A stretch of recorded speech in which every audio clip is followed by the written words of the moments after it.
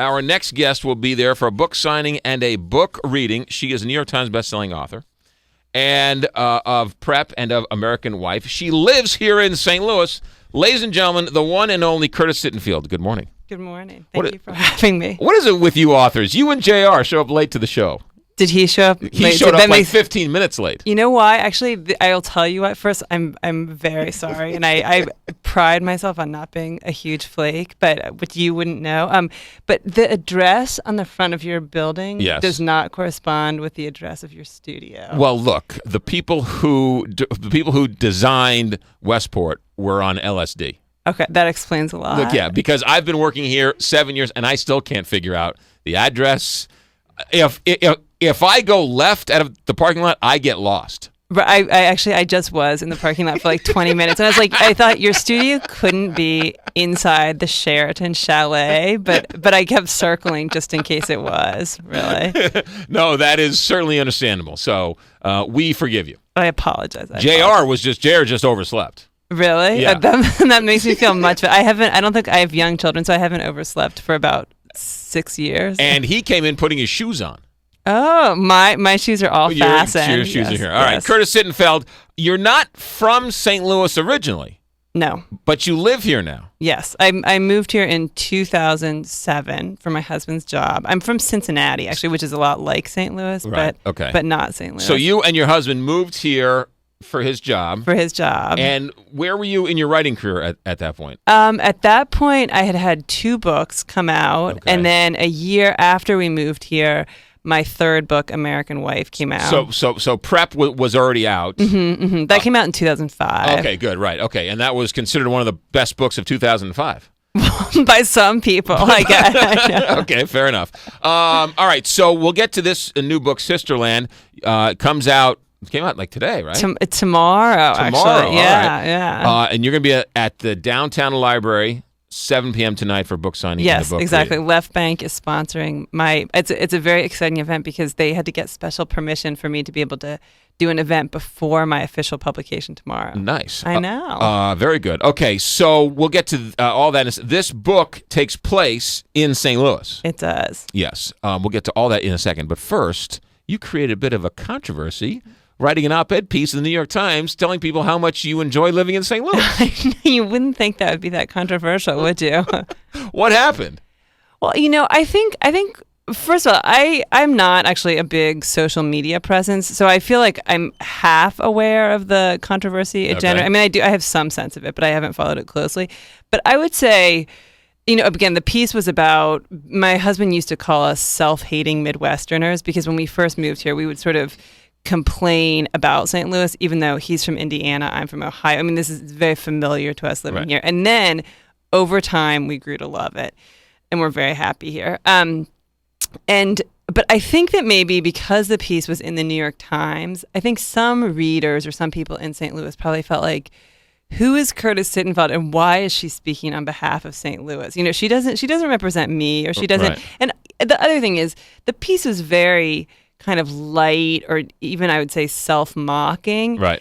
And the criticisms were like, I don't like Prevail, which obviously, if you're going to make a serious criticism of St. Louis, it's not Prevail. I mean, there are worse problems that the city has. But the other thing, I think you can't underestimate people's fondness for kind of getting offended. Like, people like to get worked up over little things. Right. It's fun. Right. I like to get worked up over little things. And so it's fun to get annoyed when some person you've never heard of speaks on behalf of your city, even if she's saying nice things. Well, St. Louis is becoming a bit of a writers' guild. We've got you here. We've Jonathan Franzen's from here. Ridley Pearson's here. So, I mean, we got quite a few best-selling authors There's a few. Do you know? There's someone named Nick Redding who wrote Methland, about the meth epidemic, nonfiction. Right. He lives here. Someone named Anton DiSclafani, her first book came out. It's called The Yonalosi Writing Camp for Girls. It's this like super sexy story set at a girls' boarding school in 1930. You don't always think of that. I know.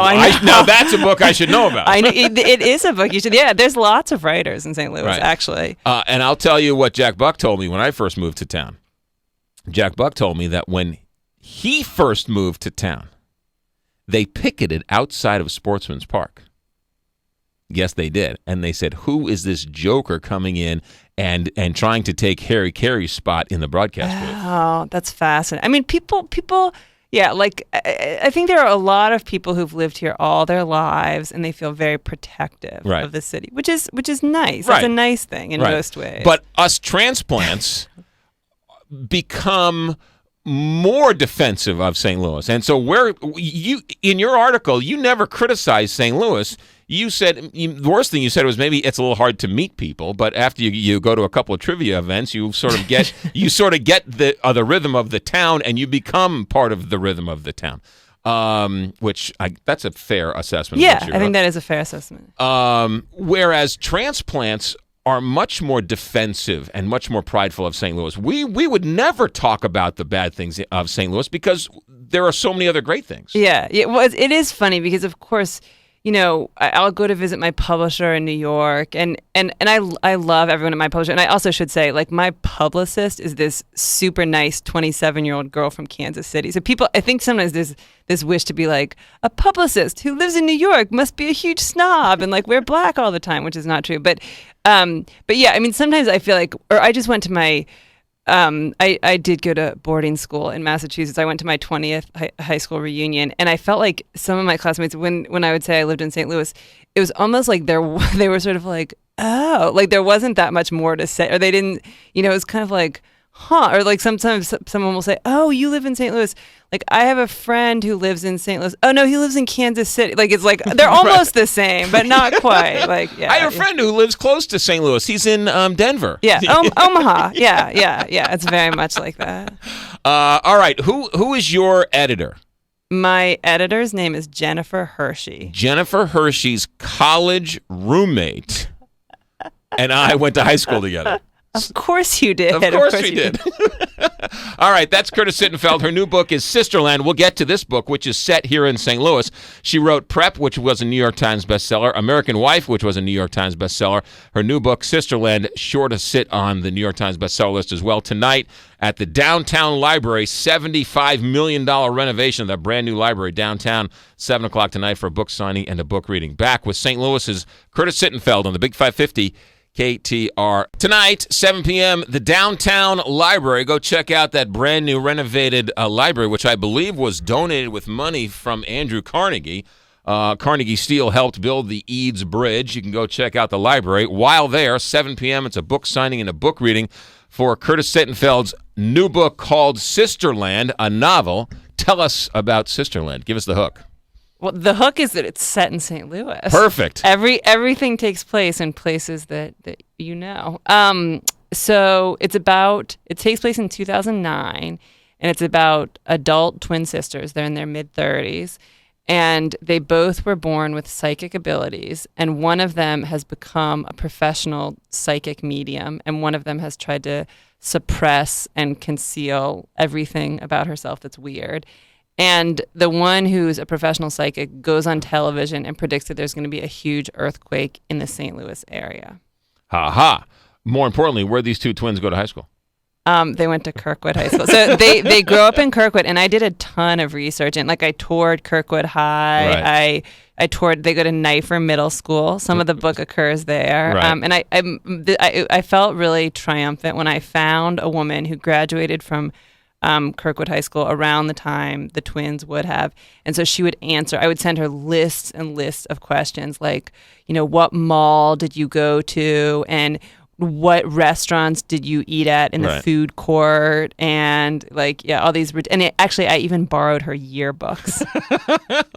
That's the premise of the book, that the twins, but it's more or less the interaction between the twins, right? Yeah. So one of the twins lives near Rock Hill, or in Rock Hill, and one of them lives it's kind of never determined in the book, but she lives either in Clayton or in the city, like around Skinker. Anyway, and there's this tension between the sisters, but they're also very close, and they've chosen very different lives, and they need each other, but they drive each other crazy. Do any local radio talk show hosts make an appearance in this book, Sisterland?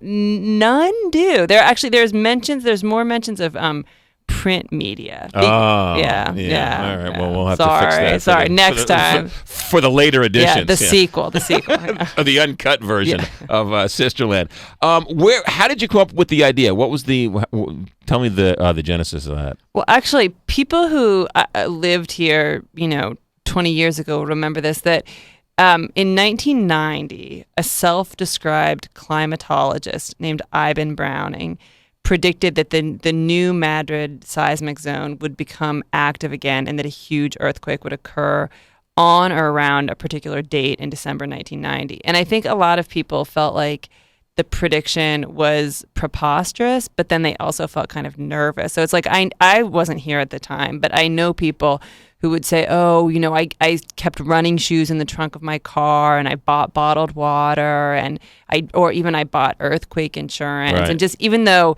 like you feel very silly. And again, the other thing that I should say, I talked to a WashU, geophysicist who expressed great irritation at how much credibility the media gave that prediction. Like that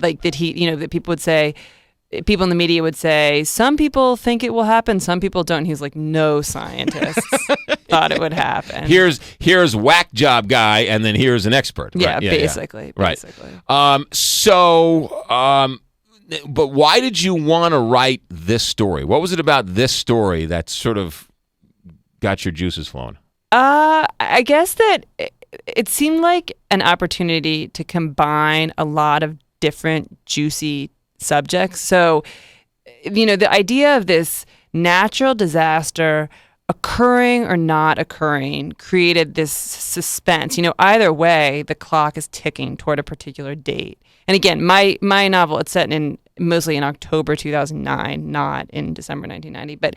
And then there's also the subject of sibling relationships, sisters. I'm a sister. I have 2 sisters and 1 brother. And there's, I felt like to explore that in a really rich way would be a lot of fun as a writer. And then there's a lot about like motherhood and marriage and like the friendships you make in adulthood, which I think are different than the friendships you make earlier. And like, especially if you're married, you kind of have to make it's almost like to have a really solid friendship with another family, it has to work on many levels. And, so I just thought it was an opportunity to explore a lot of different subjects. How do you write? Do you write the whole thing and then go back? Do you write chapter by chapter? Do you write line by line? Well, all of the above, I guess. I mean, I basically, the story alternates between the present day when, the earthquake might or might not happen, and then the past this past flashbacks go basically in chronological order. And so it starts when the twin sisters are very young and kind of shows their first experiences with realizing they had psychic abilities, and then going into middle school when one of the sisters basically sort of semi-inadvertently exposes both of them, and they have very different reactions to being exposed. And then they go to Mizzou for college, and so it follows them, and then the flashbacks kind of meet the present day. And again, obviously the psychic thing, when we were talking about what got my juices flowing, like this psychic stuff is sort of intriguing. I think I'm on the fence about whether I believe it or not, but it's definitely interesting to me. The book is called Sisterland, a novel. Curtis Sittenfeld lives in St. Louis. The book is set in St. Louis, and it's destined to sit atop the New York Times bestseller list. Talk to me about the Iowa Writers Workshop. That is considered the Harvard, the Rhodes Scholar world for writers, right? I mean, that is considered, if you want to be a writer, that's the place to go, right? Well, it's definitely, I think it's the oldest writing program in the country. You can not go there and still have a very successful career. That is true. Just yes. as it's not necessary to go to Harvard to have a good life. But yeah, it's a 2-year program. You get your master's in either fiction or poetry. And because it's in Iowa City and there are not that many distractions, there's a very strong sense of community. There's lots of readings, and everyone in the program goes. And the people will always, this might be apocryphal, but people will say about Iowa, people get in fist fights over lines of poetry, and whether it's really true or not, it's plausible. So it's really, I loved being there. It's really wonderful and exciting if you're a young writer to be around other people who care so much about writing. Did it teach you about writing? Did it make you a better writer? What do you learn when you're there? Yes, it definitely made me a better writer. I mean, partly it allowed me to grow up, and growing up allowed me to be a better writer. But my advisor was the writer Ethan Kanan, and he actually was obsessed with structure.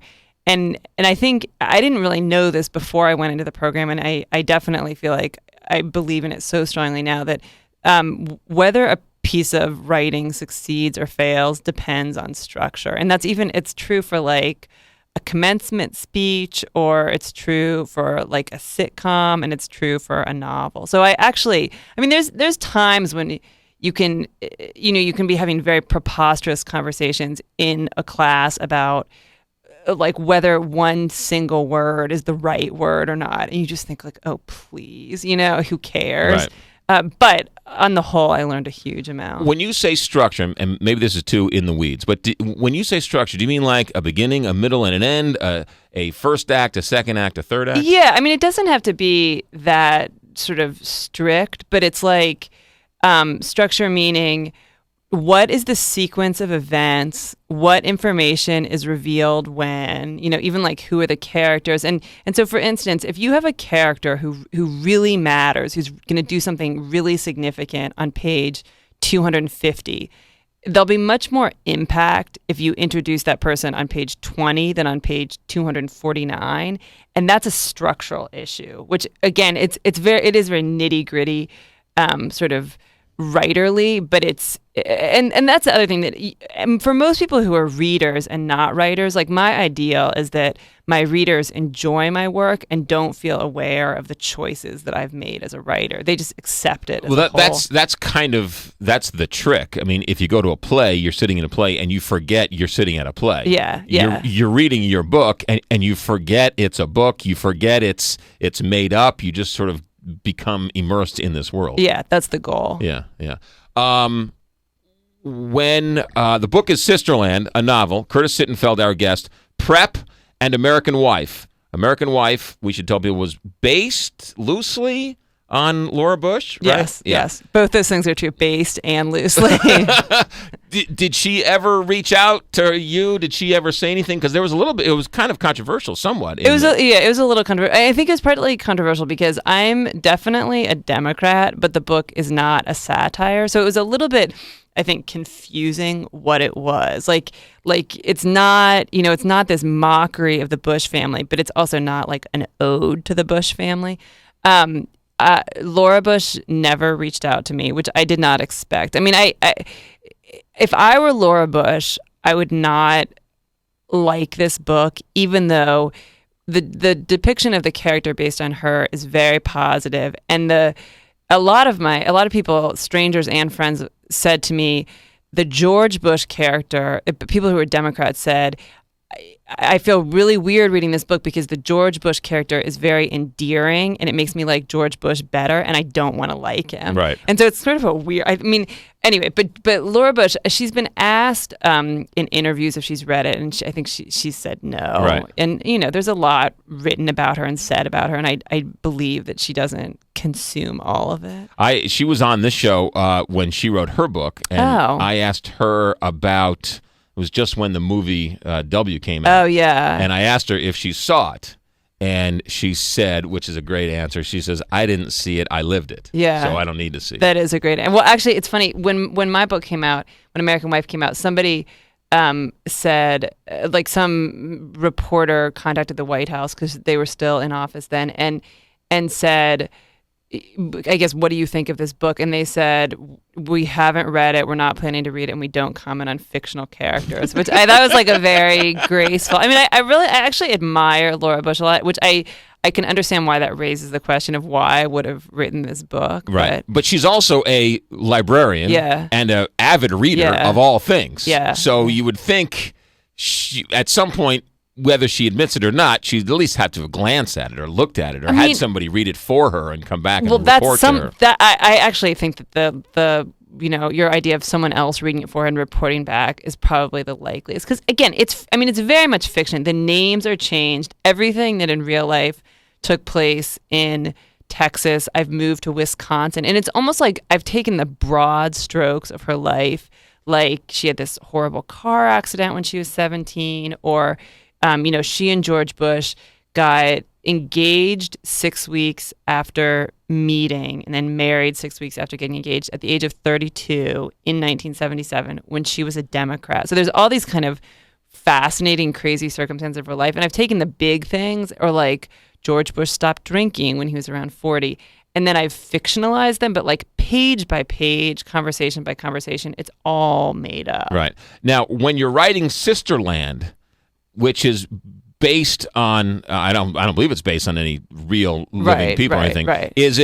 Was it easier? Was it harder to sort of make it up completely? I mean, there you had some guidelines or some parameters you set up for yourself. You had an open field. Yeah. I mean, I think that I would say that I have a pretty strong imagination. And now that I have young children and see my children like playing and making their animals talk and all this, it's like I kind of feel like maybe I got stuck at about the age of 3 or 4 and just like never moved on from like literally my daughter will be like, the shark says I'm going to eat you up. And I'll think like, that's not that different from me like typing on my computer. Like she's making up dialogue. So the book is Sisterland.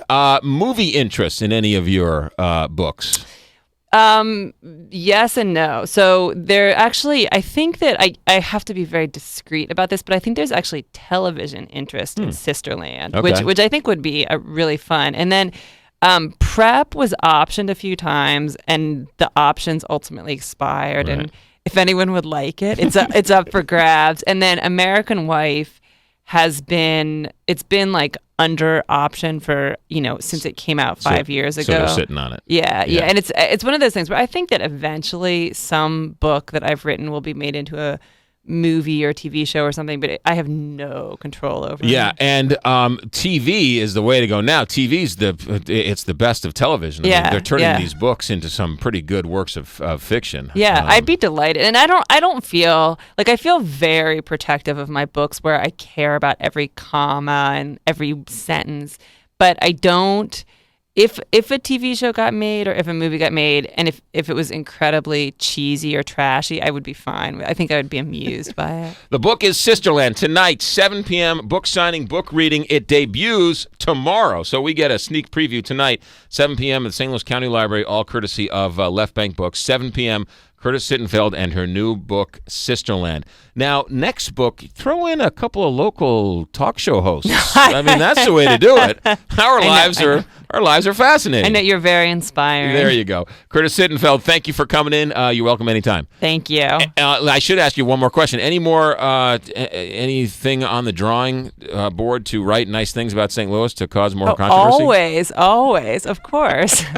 Curtis Sittenfeld tonight at the downtown library, 7 p.m. for a book signing and a book reading for her new book, Sisterland. St. Louis and Curtis Sittenfeld. Thanks.